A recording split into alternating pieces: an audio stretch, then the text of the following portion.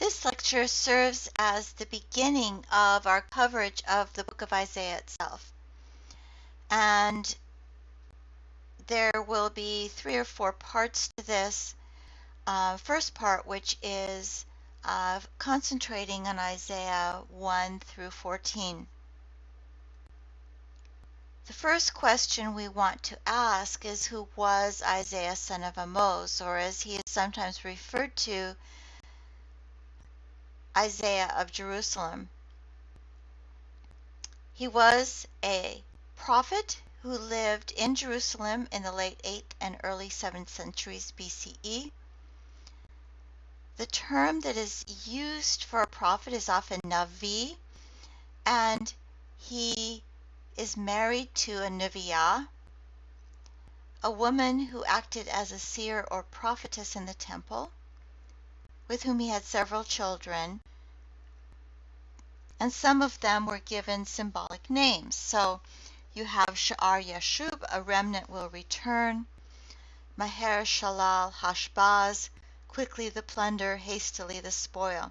We see something similar going on in the book of Hosea. He seems to have had the right of direct access to the king, and he's never forbidden to speak. This is very much different than what we will see in Jeremiah.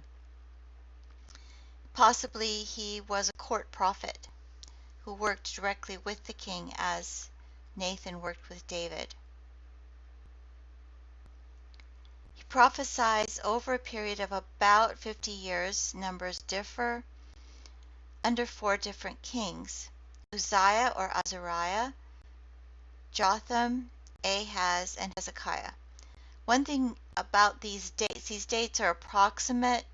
There's a lot of discussion about exactly what those dates are.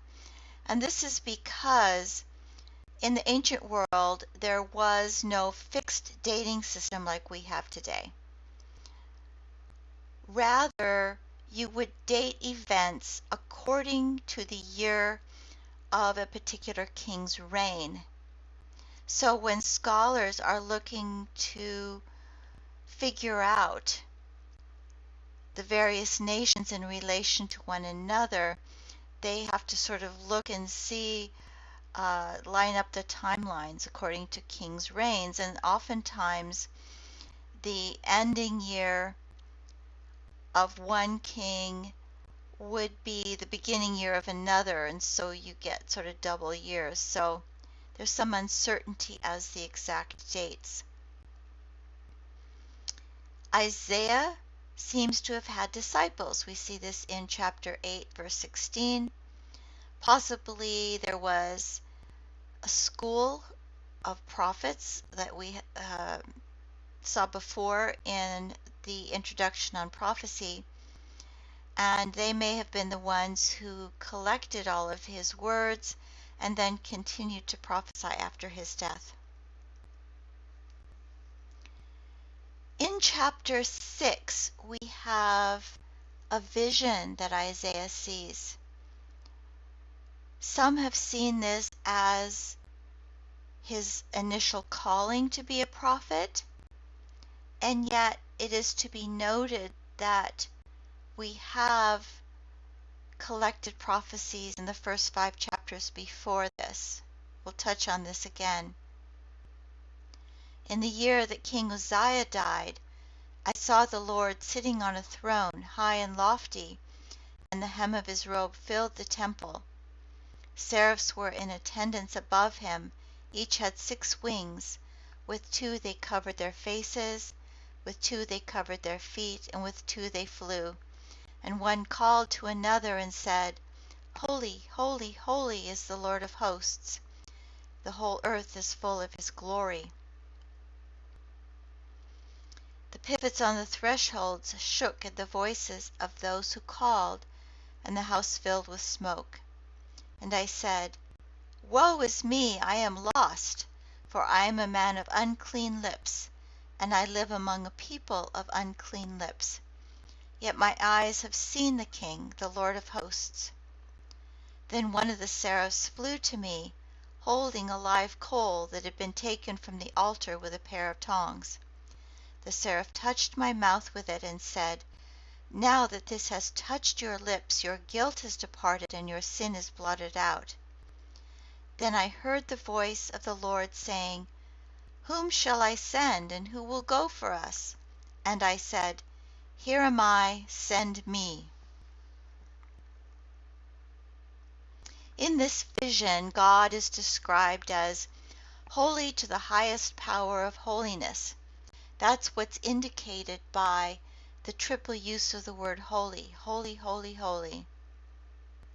God is described as having glory, and here glory has the sense of force and weightiness, also brightness, splendor, magnificence. God is both transcendent and in the world. He is larger than the world and yet meets with Isaiah in the temple. The temple is the center of the earth and the site of the footstool of the divine throne, the Ark of the Covenant.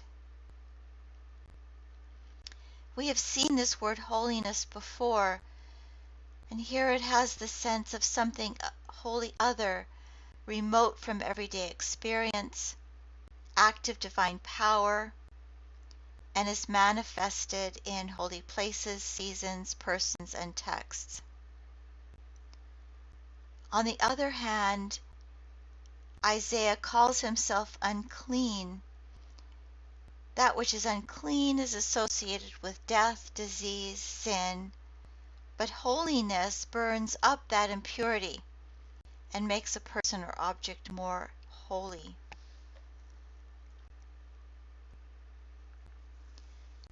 Here we see in chapter 6 the prophet is to call attention to the hardness of heart of the people. The words are ironic in the sense that they're telling the people that they won't be able to hear. Jesus does this sometimes as well. And this is sort of a way of calling the people to actually listen by telling them that they won't listen. Prophecy is aimed at the whole people, and it comes because of the behavior of the people of Israel and Judah. They have gone against the Lord. And God cannot ignore evil or disaster to an unlimited degree. He has to address it. And this is the judgment part.